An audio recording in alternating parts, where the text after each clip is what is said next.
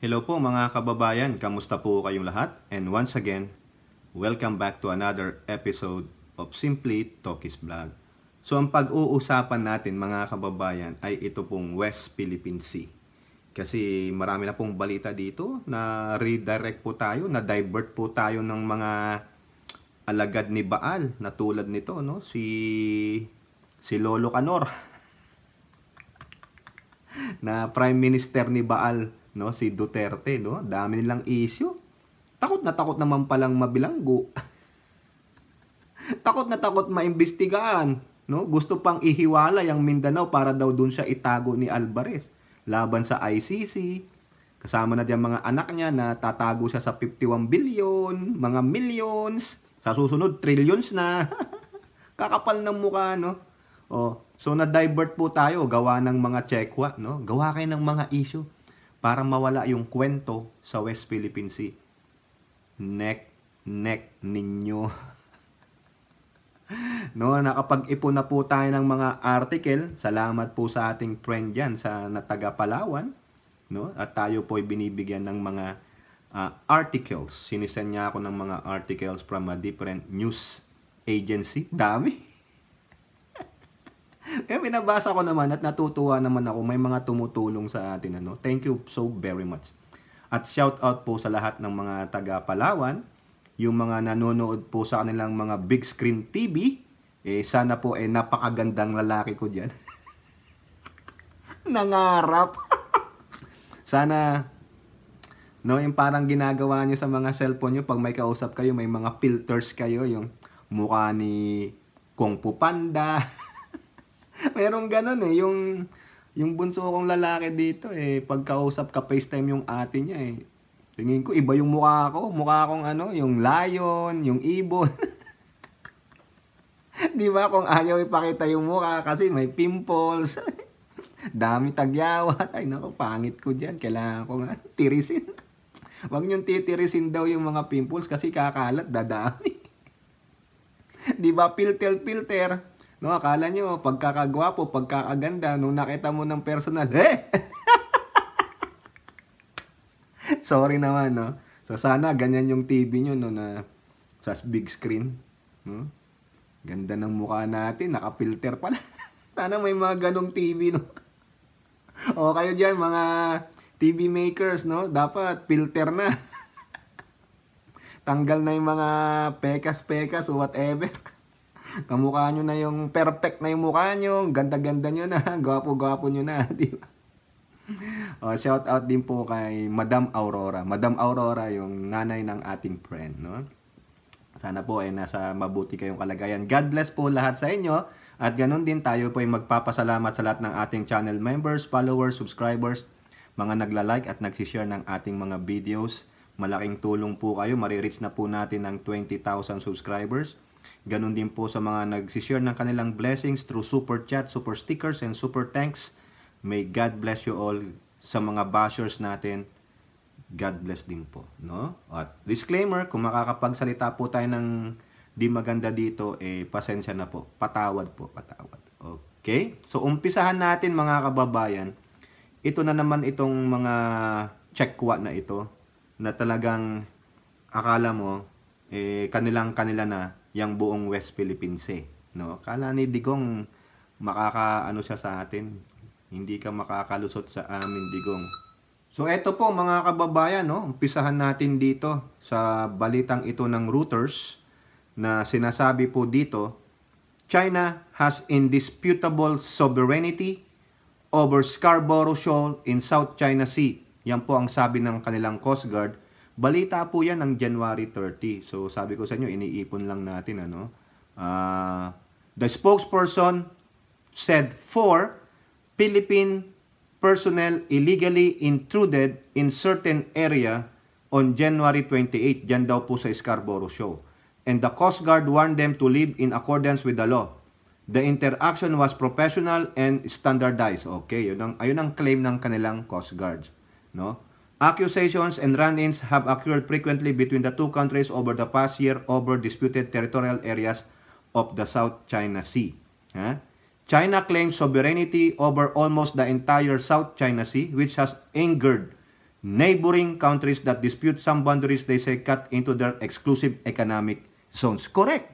No? Mga gahaman, ganid, hindi kumikilala sa international law itong Chekwa. Kasi nga nakapangalan daw sa kanila China. Di kanila na. Quote, China's Coast Guard will, as always, defend and enforce the law in waters under the country's jurisdiction, the statement said. What kind of law? Mga loko-loko? Di ba? Nakakaano tong mga to Sila daw po ang may indisputable sovereignty. Sino nagsabi? Talo nga kayo sa 2016 arbitral ruling Kayong mga mother fakers talaga, no? Mga mga manlilin lang. Yan po ang mga kakampi nitong si Lolo Tasyo o si Lolo Canor.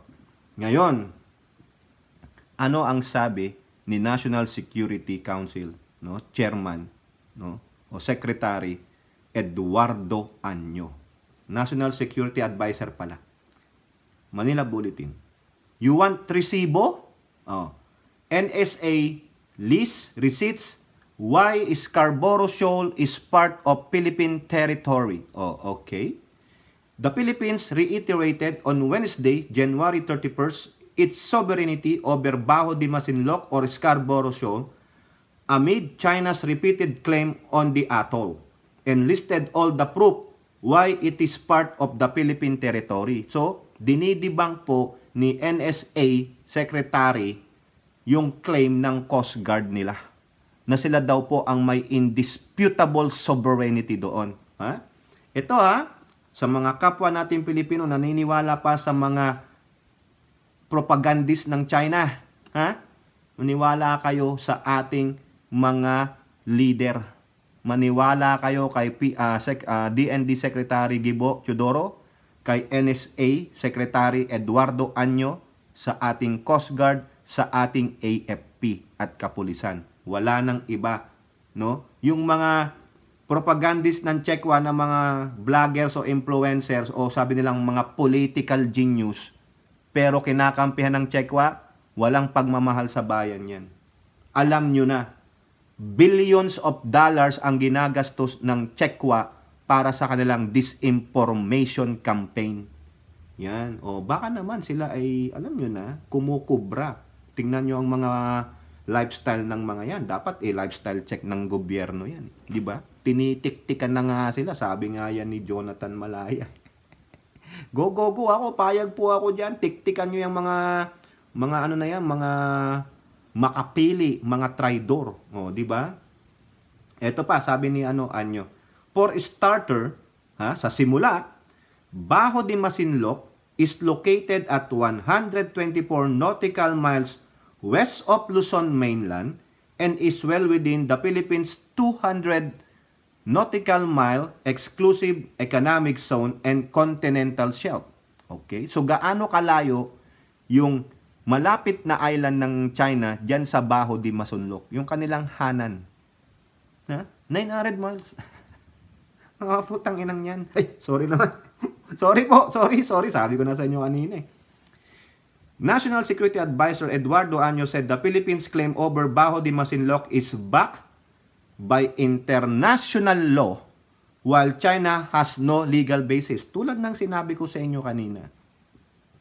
Bajo de Masinloc is an integral part of Philippine territory being part of the municipality of Masinloc, Zambales. Correct! No? Yan pong sa Masinloc, mga parting na po yan, norte na yan, no? Malapit na po yan sa saan ba to? Sa Candelaria, no? Kasi Palawig, Masinloc, Candelaria, Santa Cruz, Tayug, Pangasinan. Correct me if I'm wrong. Di ba? On Tuesday, the Chinese Coast Guard reportedly, blah blah blah, nasabi na natin kanina yan. Okay?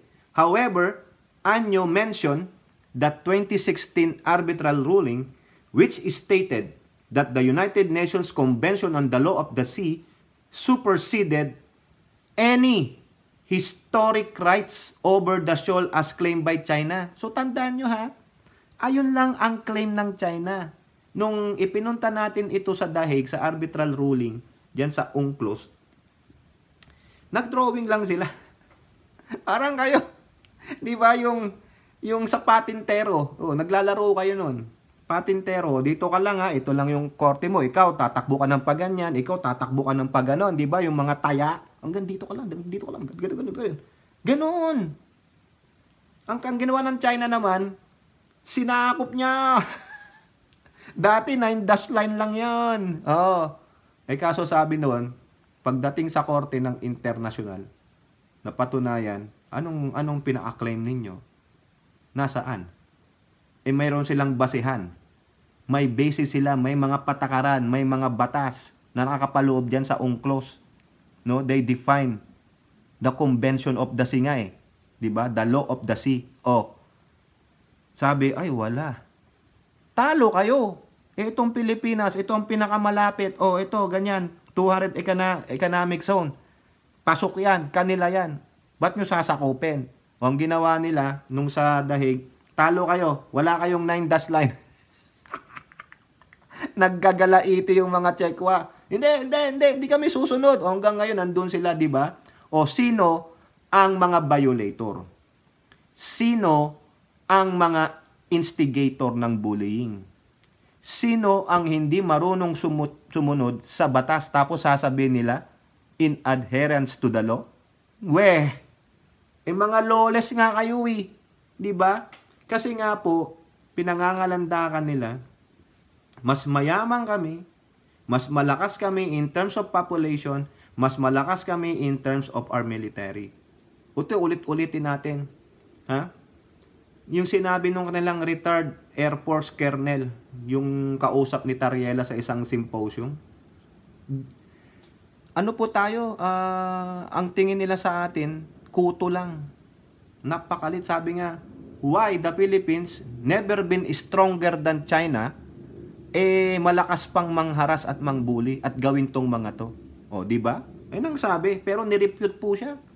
Talagang dinibang siya ni Tariela. Nakalimutan ko lang yung sinabi ni Tariela dun eh. Di ba? So ang tingin sa atin nung mga China, yung kanilang Communist Party, wala yan.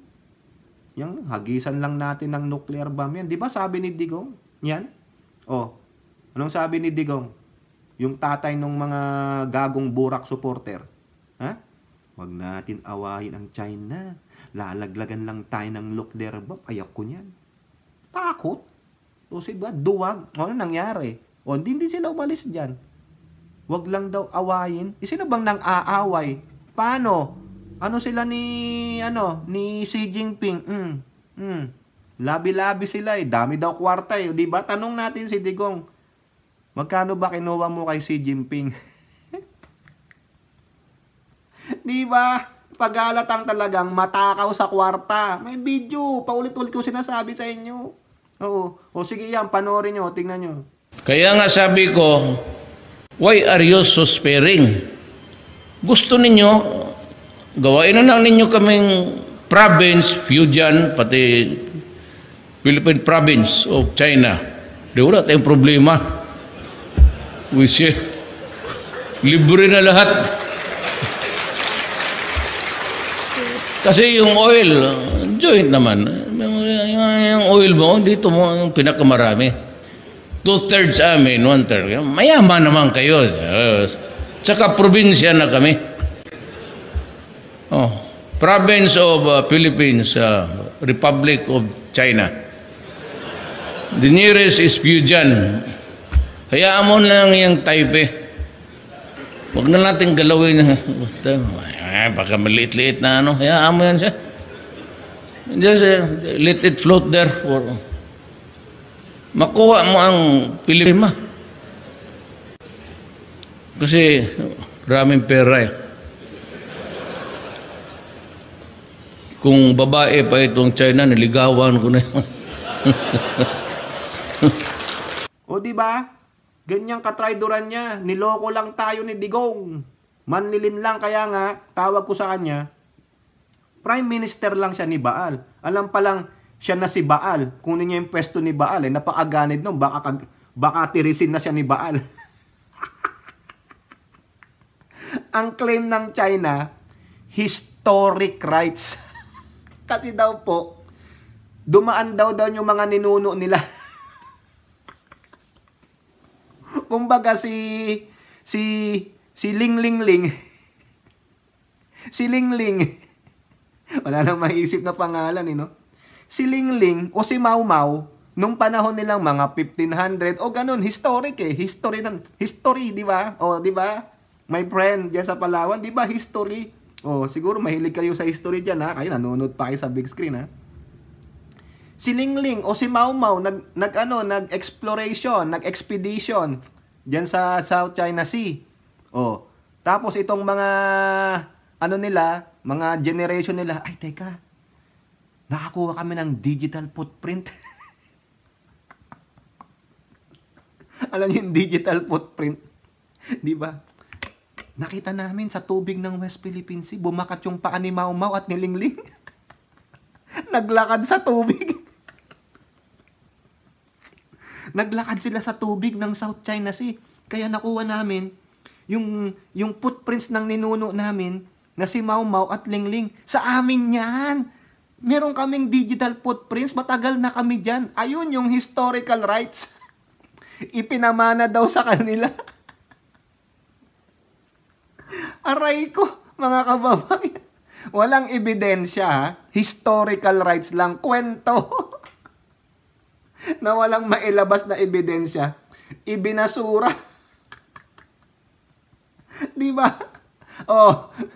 Yeah, ito pa, sabi dito. Sinasabi ko sa inyo, para sabi nyo, baka nagkikwento lang ako, ha? Hindi, ito. Doon sa UNCLOS na yon, ito yon. The same ruling, invalidated. Invalidated. Hindi tinanggap. China's 9-dash line claim. Ngayon, 10-dash line na nadagdagan pa. Ang kakapal talaga ng mukha. No? Kaya ako, minsan, pag gusto kong kumain ng Chinese food, ay, 10-dash line. No way. Baka sasabihin ko, yung isdang kakainin ko dyan, baka kinuha pa sa West Philippine Sea, baka mabatukan ko lang yung mag-serve. Ngayon, tinitingnan ko yung mga sinusuot ko, saan ba ito binili? Ito ba, Abel, saan mo pa ito pinagawa? Nakalagay ba dito, made in the Philippines? Pag made in China, ba ito, made in China? Parang ito, gusto ko na basagin tong Mac Air ko, Ito. Itong laptop na to, mga kababayan, yan, ina niya yan, ha? Ito. Gusto ko nang basagin kasi made in China. Meron ba dyan, made in the Philippines? Ikaw nga, Apple, doon ka mag-ano sa amin, sa Pilipinas, para naman, made in the Philippines, visit, no? Kakaasar. Ha? Wala pwede nga lang i-boycott na. Pero sa pagkain, tataka na. Ito, kumain ng Peking duck. Ay, wag na lang. Lechon na lang. Mas masarap ang lechon. Yun nga lang. Yari tayo sa health. Di ba? Pinapatawa ko lang kayo. Eto na. Okay? Under international law, the Philippines exercises sovereign rights and jurisdiction over Bajo de Masinloc, as well as the waters and continental shelf surrounding it. It is an important fishing ground for local fishermen of Zambales. Yes! Probinsya po namin yan. Bataan and Pangasinan. Probinsya ng parents ko. China's repeated claim of sovereignty over Bajo de Masinloc have no basis in international law or in fact.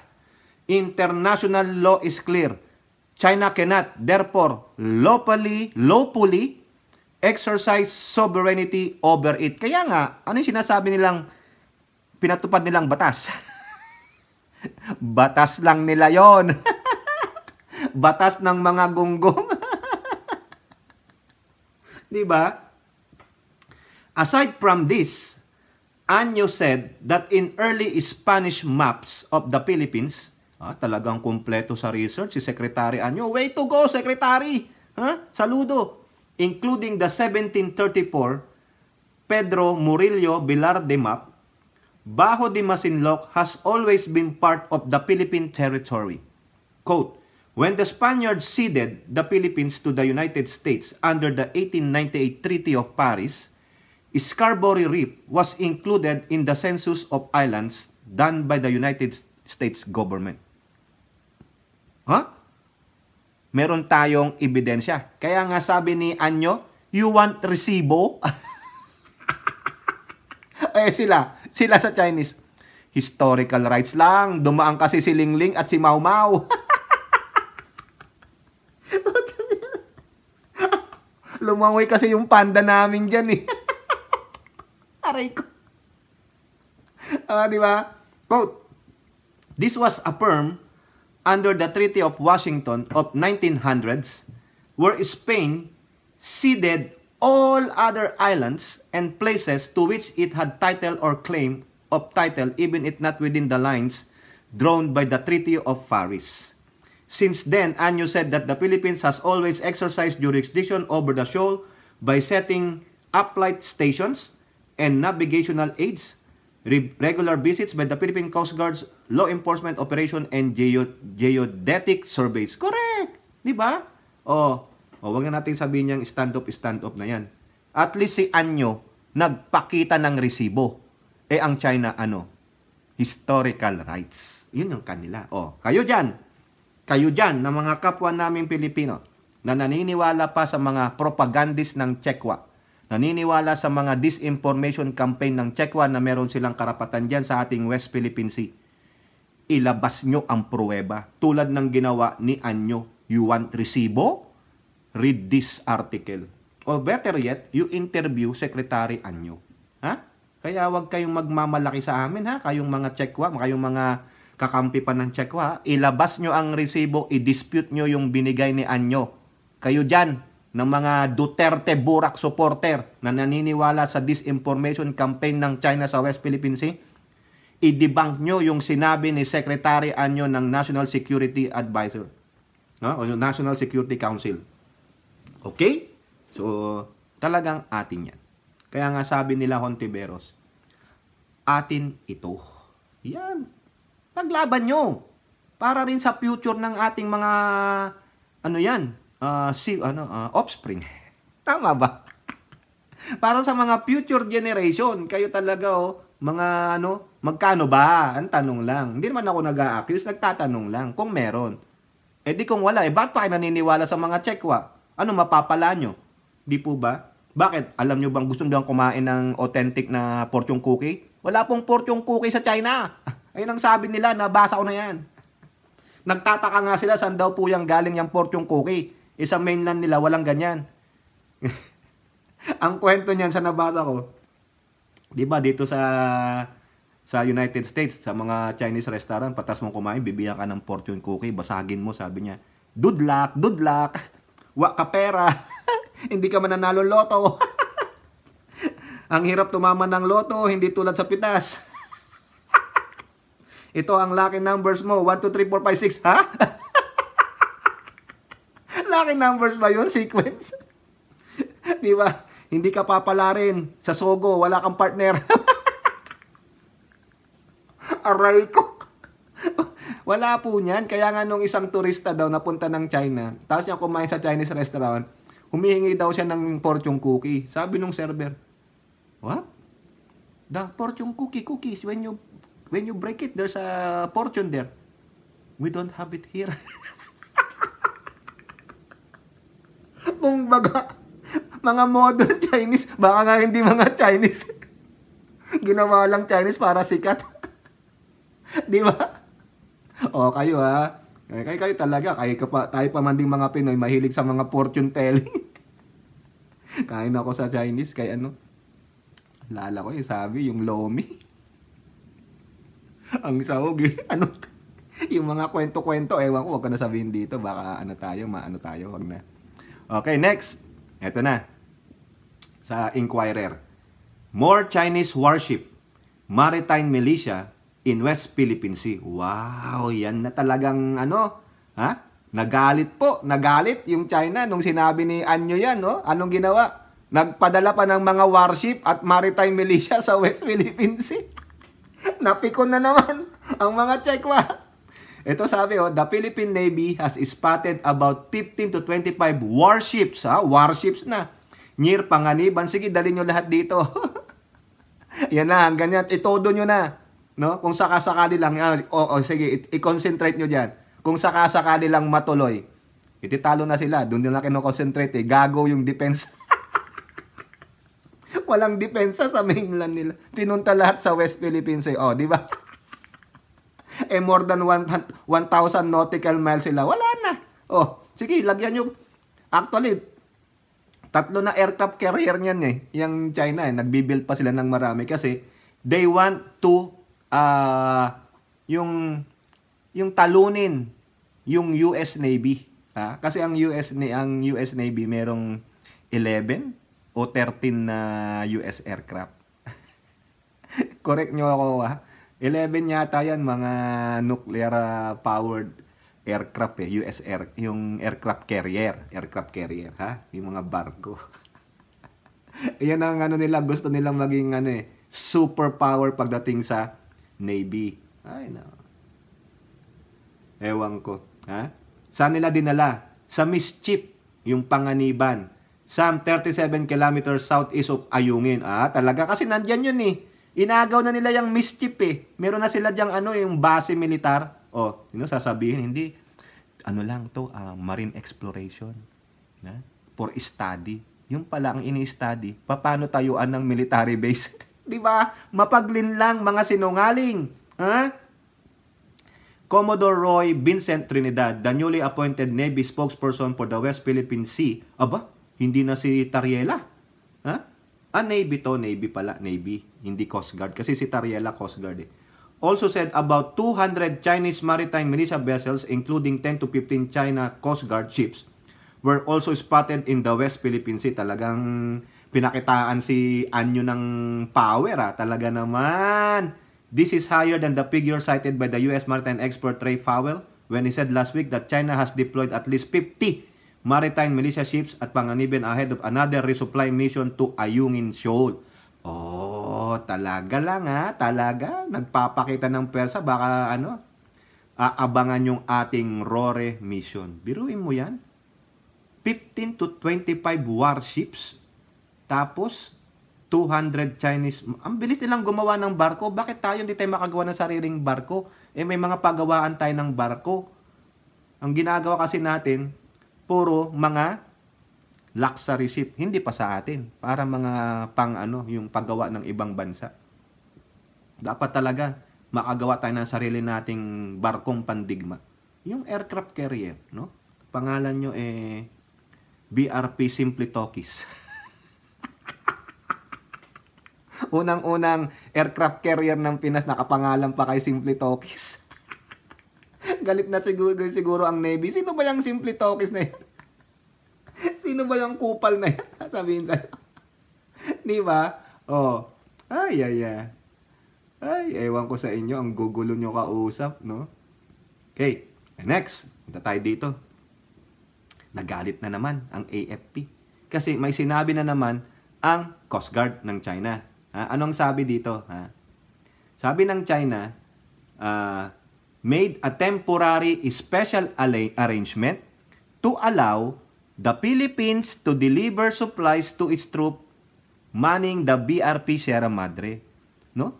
Pinangangalandakan ng China Coast Guard, no? Sa buong mundo, no? Siyempre, battle of information. Parang sabi nila, pumayag kami, no? Pinayagan namin ang resupply mission ng Pilipinas sa kanilang BRP Sierra Madre para pagandahin yung kanilang imahe. No? Alam niyo naman, siyempre, nangangalap kami ng kakampi, kailangan pagandahin namin yung imahe namin sa international community. Mga gonggong, alam na ng international community ang mga ugali ninyo, mga sinungaling kayo. That is part of your disinformation campaign para kayatin natin yung mga taga-EU na pumanig sa atin. Nek-nek ninyo, hindi nga kayo marunong mag-adhere sa international law. Di ba? Another propaganda. Yan, They made a temporary special arrangement daw. Anong sabi ng AFP? Kaboom. Philippine News Agency. No approval needed for resupply rotation mission in West Philippine Sea. Sino ba kayo? Parang ganun eh. Sino ba kayo? Hindi naman nyo pag-aari ito. Anong sabi ni Anyo? Wala kayong karapatan dito. Wala kayong soberenya. Wala kayong jurisdiction. No? Kayo lang sila lang nag-iisip niya kasi ino-overwhelm nila tayo ng mga barko nila eh. Oy. Sana nga no, kung ano lang, dapat makagawa tayo ng mga Filipino militia vessels natin. Ganyan dapat. Baka nga ang laman yan, alam nyo, yung Chinese militia vessels nila, sabi ng mangingisda, baka Trojan horse yan eh. 'Di ba? Nakapanood nyo yung Moving Troy, 'di ba? Alam nyo naman siguro storya niyan, yung Troy, 'di ba? Yung sa Persia ba yan? 'Di ba? Akala nila magandang gift sa kanila, kabayong malaki, yung pala ang laman mga soldier. Di talo sila. Ganyan eh. Baka yan sinabing kanina, 'di ba? Yung 200 Chinese militia vessels, baka ang laman niyan mga sundalo eh. Mga may lamang mga baril yan, dapat ini-inspect yan eh. 'Di ba? Dapat yan sa ating mga hindi Coast Guard, anong tawag dito? Navy, ini-inspect sila. I think pinaddalan ako ng article eh na nahuli yata yung isang ng fisherman ng China, nahuli natin. Ang laman may kasamang mga baril. Oh, 'di ba? Check mo nga ako, friend, kung tama o mali ako. Nabasa ko yung pinadala mo sa akin, yung nakita ko eh. No? 'Di ba? Malay nyo yung 200 na yun, in-overwhelm nila yung sa Panganiban, malapit sa Ayungin. Baka yung laman ng mga yan, mga sundalo yan eh. Nandun lang sila sa ilalim eh. 'Di ba? May mga secret sila diyan, ma'am. Kaya dapat talaga wag tayong papetiks-petiks eh. Malay nyo, may mga, nakita nyo, 'di ba? May mga solar powered pa sila. Oh, may mga satellite yan, mga Chekwa yan eh. 'Di ba? Oh, ano ang sabi ng AFP? Hindi na kailangan ng approval ng mga gunggong na yan. Oh, 'di ba? Colonel Francel Margaret Padilla, in an interview in Camp Aguinaldo, said Darore is a regular military duty and can be conducted anytime. We do not actually need any permission from any country for us to do so. Correct? Ha? Kaya wag kayong gagago-gago. Dapat bantayan ng ating Coast Guard at Philippine Navy yung mga maritime militia vessels nila. Kasi baka ang laman yan, hindi naman sa paranoid ako, baka ang laman yan nga, di ba? Sabi ko sa inyo, yung Trojan horse eh. Oh, mapaglinlang, napag-isahan tayo. Sabi ko sa inyo, maaagap ang mga ito. Daig ng maagap ang masipag. Oh, sa kasipagan natin, natalo tayo. Ay kasi bakit? Maagap ang mga Chinese, andun na nga sila eh. 200. Overwhelming yan. Ilan lang sakay ng mga yan? O sabihin nyo, meron silang 150 to 200 soldiers doon. O 200 times 200. Sige nga, kayo nga. Baka malinlin ako dito. 200 times 200. Ilan? Ha? Multiply nyo na. Para hindi tayo mabobo dito. Kayo magagaling sa math. O Len, pasok. Ikaw talaga 40,000 soldiers. Di talo tayo. Sino lang nakabantay dun sa Ayungin? Wala. Isang bubulok-bolok. Oh, di ba? Hindi naman sa paranoid ako, pero isipin nyo. Bakit sila nandun? Anong ginagawa ng Chinese maritime militia nila? Yung mga vessels doon, bakit ang dami? 200? Nagre-research ba yan? Hindi. Namamangka ba yan? Hindi. Anong sabi ni Ray Powell? Di ba? Hindi nangingisda yan. They are just there. Ha? Handang kumilos, may mga soldier dyan. They're not fishing. No? Nakasuporta yan para in time na sinabi nung Beijing na go, lusob. Oh, tapos. Tapos ang ating Ayungin, tapos ang ating Scarborough. 'Di ba? Oh. Tama mali. Ako pagdating sa mga ganyan, napaparanoid ako eh. Hindi pagkakatiwalaan yung mga inchik na yan. Parang itong si Digong, hindi rin mapagkakatiwalaan yung mga yan. 51 billion niya, siniba nung anak niya. Diba? O, eto pa. Sabi doon, hindi kailangan magpaalam sa ibang bansa. O, anong nangyari? Kahapon. Resupply mission to Ayungin Shoal. Flawless. Ha? Kasi nga sabi ng China, temporary arrangement daw. Gonggong. O, the latest rotation and resupply mission for BRP Sierra Madre na Ayungin Shoal was a success and flawless. Ayun po ang sabi ng AFP. Mission accomplished, sabi ni Colonel Padilla, yung bagong spokesperson ng AFP. Today, we executed a flawless rotation and resupply operation for BFP Sierra Madre. Teamwork, precision, and dedication at its best. O, ayun, tuwan-tuwa si Colonel. Colonel, pakisabi naman kay AFP Browner, ba pwede na akong i-promote?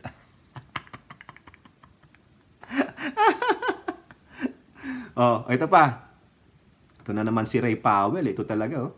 American Maritime Security Analyst Ray Powell noted that the AFP's latest resupply mission was very different as China's usual blockades hasn't materialized.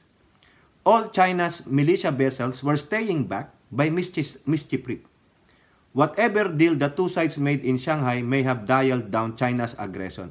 Yan, oh, di ba? Naalala nyo na ano ba tawag dito? Nagkausap ang ating mga representative sa Shanghai.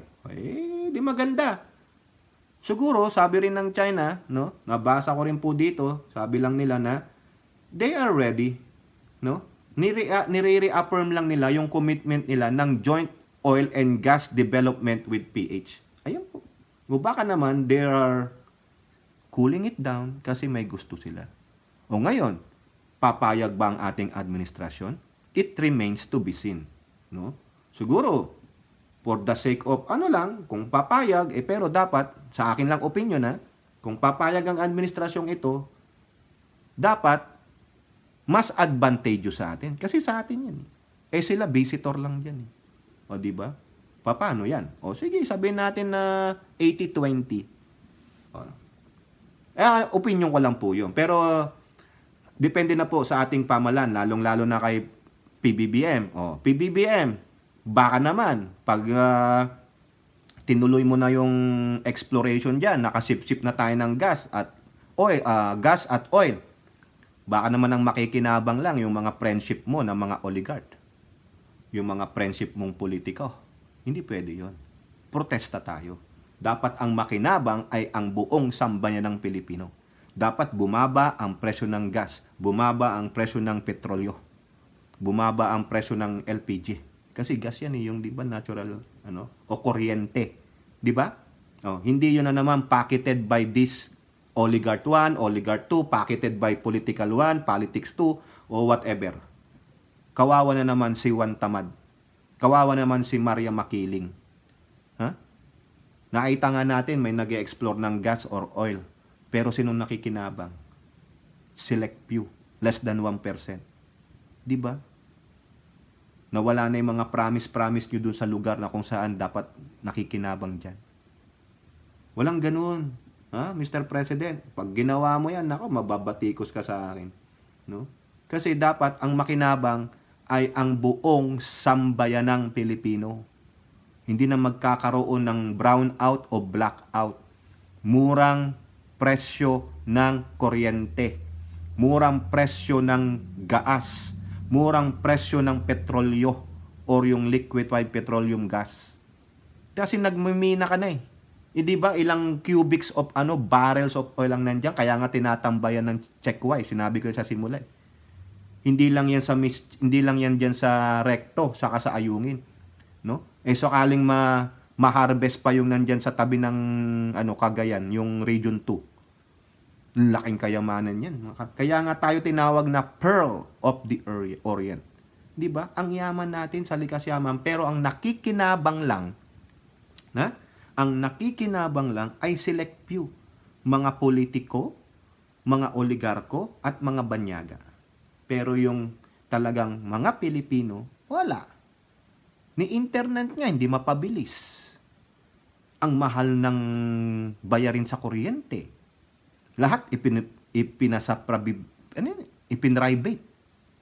Dapat yan, ang gobyerno ang may control dyan. Hindi private individual, hindi pribado, hindi pag-aari ng politiko.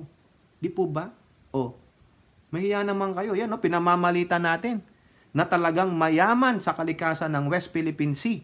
At yung nandyan sa dagat ng Cagayan, yung papunta na ng Pacific, yung papunta na ng mga Samoa, ganyan. Kaya wag kayong pag ito na explore ito, Pangulong Marcos, babantayan ka namin. No, wag mo lang ibibigay yan sa mga close friends mong mga oligarch. Hindi pwede yun. Makinabang ang bawat Pilipino kung pwede pang bigyan sila ng subsidy. No? Libre na ang kuryente, may subsidy pa. Dahil ang lakas kumita niyan eh. Ilang bilyong piso araw-araw ang kinikita. O yun na lang malampaya. Sige. Tingnan nyo. Tanungin nyo dyan sa Palawan. Alam nila yan. Yung sa Palawan yan. Sino lang kumikita dyan? Di ba? Nakinabang buong sambayang Pilipino. Bakit ang taas pa ng bayad ng kuryente? Bakit sa amin sa Gapo? Mahal-mahal ng kuryente. Walang yan, no? Di ba? O eto pa sabi, mga kababayan. The Philippines' resupply of BRP Sierra Madre at 2nd Thomas Shoal today seems to have encountered virtually no resistance from China. Of course, there are certainly AIS dark vessels we cannot see, but those we can detect have kept their distance. Oh, correct. So, tama naman. Ha? Flawless. Walang humarang. O, baka nga, sabi lang ni Ray Powell, baka may pinagkasunduan. Oh, maganda yan. At least, nasupplyan natin ang ating mga kasundaluhan doon sa BRP Sierra Madre. Pero, tandaan ninyo, dapat hindi ma-disadvantage ang Pilipinas kung ano man yan.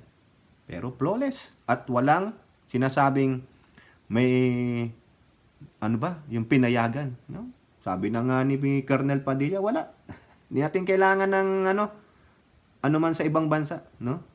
Now, eto na maganda. Ha? Eto maganda. May utos po ang Pangulong Bongbong Marcos. Di ba na-aprobahan niya yung defense natin, yung Horizon 3 yata yan, yung Horizon 3 for 2023 to 2028 yan. No? Ano yung mga kagamitan na modernization sa AFP ang nais bilhin ng Marcos administration? Pero hindi naman to yung mabilin, parang kang si David Copperfield. Nakagano na kagad? Hindi. Yung abracadabra, sisbumba. Ganon, hindi. Ang sabi sa GMA News Online, Philippines plans to buy submarine to defend sovereignty in South China Sea. Ayan, ang sabi nila. Latest po yan, February 2nd. Ako, magkakaroon tayo ng submarine. President Ferdinand Bongbong Marcos Jr. has approved the third phase of the military's modernization. Nice. Oh, minomodernize ang military tapos sasama kayo sa kudita. Nek-nek ninyo. Which includes the purchase of the country's first submarine in order to defend the country's maritime sovereignty in West Philippine Sea. Navy spokesperson for the West Philippine Sea, Commodore Ray Trinidad, said on Thursday the third phase of modernization reflected a shift in strategy away from internal to external defense. Tama po yan kasi yan din po ang sinabi ni AFP Chief General Romeo Brownell Jr. Kasi yun na lang pong ating mga insurgents, wala na po silang mga active guerrilla fronts. No? Talagang na lang, kukunti na lang sila. 1,500 na nga lang. 11 na lang nga sila. 11 na grupo ba? No? So, sabi nila, since humihina naman yan, pero, pa rin, active pa rin ang ating pagpupursigi sa mga yan. Kung ayaw sumuko, di ayaw. So, ang ating depensa ngayon, nasa external na. O, yan nga po sa West Philippine Sea. Sino bang kalaban natin dun sa, dun sa mga Micronesia states, sa mga Hawaii, sa Diego Garcia, sa Saipan? Wala man. Dito lang, sa China. O bakit ang Vietnam, sasabihin nyo, ang dami namang binild na mga structures dyan. Tayo ba? Sinakop ba tayo nandun ba sila sa West Philippines natin? Kung nandun man sila, nangingisda din, hindi tayo tinataboy. Ang kinasasama ng loob lang ng mga kapwa nating, mga kababayan nating fisherman, itong mga Vietnamese, gumagamit ng dinamita. Wag naman ganun. Kailangan sitahin sila. Pero yung tulad ng ginagawa ng Coast Guard ng China, nagde-laser pointing, nagwa-water cannon, hinaharangan ng resupply mission, hindi. Kasi hindi sila after sa ayungin No? Diyan lang sila, mangisda sila, okay yan. Tapos magtayo sila ng structure nila, yung katabi sa China. Okay na yun. Bahala sila mag-away. Di ba? Yung mga disinformation specialist ng China ng mga Pinoy, yun ang sabi, bakit hindi nyo anuhin ng mga Vietnamese? Bakit? Wina-water cannon ba tayo? Hinaharangan ba tayo? Wini-laser pointing ba tayo? Di ba? Walang utak eh. Di ba? Quote, "We may not be a large navy, but we would have a navy that will take care of our territorial rights and sovereignty. The third phase of the modernization plan, which underwent revisions to make it more attuned to the country's needs, is estimated to cost 2 trillion pesos. Approximately 35.62 billion pesos. Ang kukunin yan. And will be implemented over a period of several years." Oh, pero sa totoo lang, di ba? Itong mga 2 trillion pesos, equivalent to 35 billion dollars, isang bill of lading lang yan kay Madam Imelda. Di ba nakita niyo yung documentary ni Mel Chanco? Mel Chanco ba yun? Di ba yung mga ari-arian nila? Dapat yan, i-ampris na yan ni Pangulong Marcos. Kunin mo na para for the Filipino people. Bayaran nyo na yung utang na ilang trilyon. O, di ba? O, tas bili ka niyan. Bumili ka na rin ng aircraft carrier. Better yet, gawa tayo. Di ba? Diyan sa Cebu, laki-laki ng paggawaan ng barko diyan. Ang gaganda pa. Kaya sa Subic, sa Hanjin. O, di ba? Kayo talaga, o. Trinidad could not immediately say how many submarines the Philippines intend to acquire. But he said, definitely, more than one. More than one. Nako po. Sa isang article nabasa ko, 2 or 3. Kung 2 or 3 yan, sabihin na natin maximum of 3, 6 trillion? Doon nga po sa nabasa kong balita, no? Sabi doon, 2 or 3 submarines. Kung 2 trillion pesos each, di 6 trillion. Saan tayo kukuha ng pera niyan? Hindi naman nag-generate ng income ang AFP. Sabi ko, baka nga ilalabas na yung Marcos Wealth di ba? This is for the people. Sabi ni Madam Imelda, panoorin nyo yun. Kay Mel Chanco documentary. Nandyan yan sa YouTube. Ito pa. France, Spain, Korea, and Italy have shown interest in supplying the Philippines with submarines. Ay! Southeast Asia neighbors like Indonesia and Vietnam already have submarine programs. Okay? While the first and second phase of the military modernization plan were land-centric, said Trinidad, the third phase will seek, among others, to boost military capabilities on the West Philippine Sea. Mostly yan, Navy talaga. Di ba? Defense Secretary Gibo Chodoro said last month acquisition under the third phase will focus on array of capabilities ranging from domain awareness, intelligence, deterrence, capabilities in the maritime and aerial space. O, ayan, pwede yan, no? Gusto ko niyan. Submarine. Pwede rin sana. Gumawa na rin kayo ng aircraft carrier natin. Damihan nyo yung ating mga aircraft, no? Wag lang yung Tora-Tora saka F-50.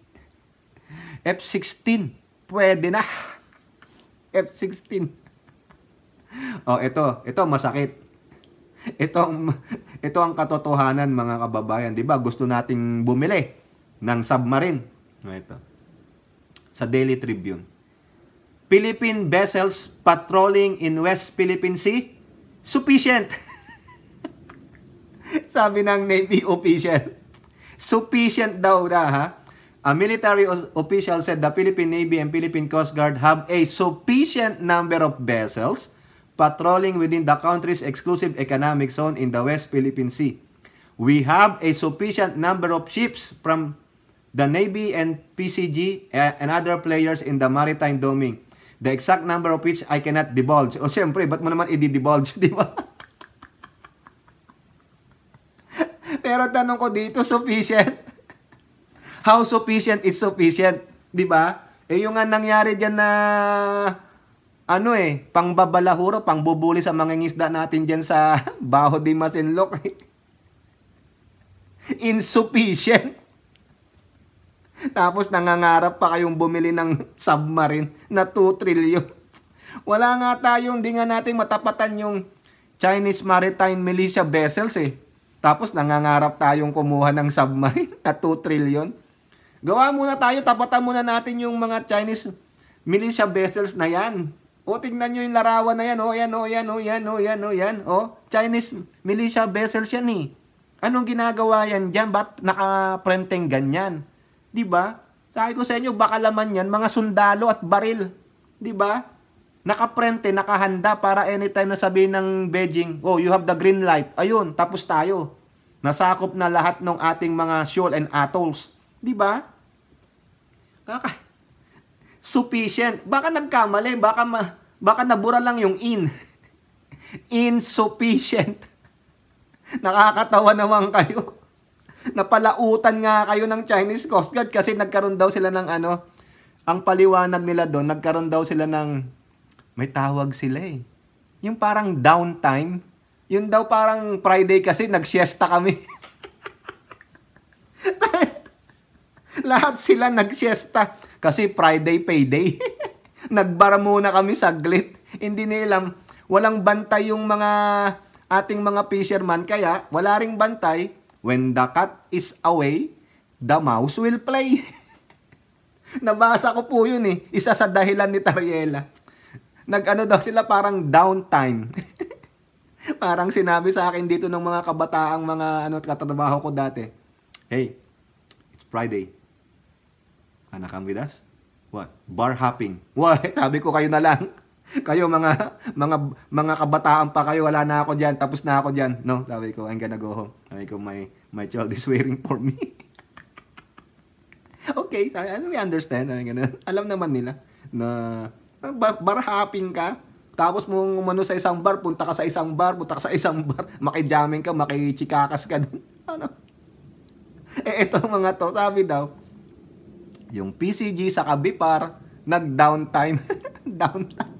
Tapos sasabihin ng Navy, sufficient daw yung Coast Guard at Navy vessels natin.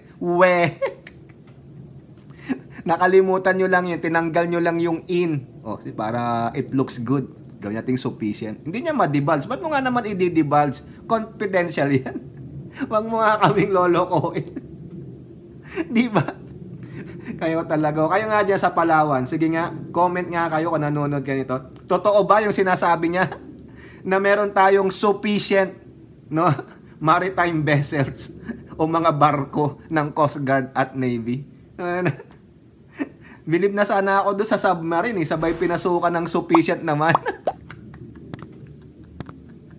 Grabe O kayo po, ano po ang inyong masasabi? Comment down below. And don't forget to like and share. Hope to see you on our next videos. Bye-bye. God bless.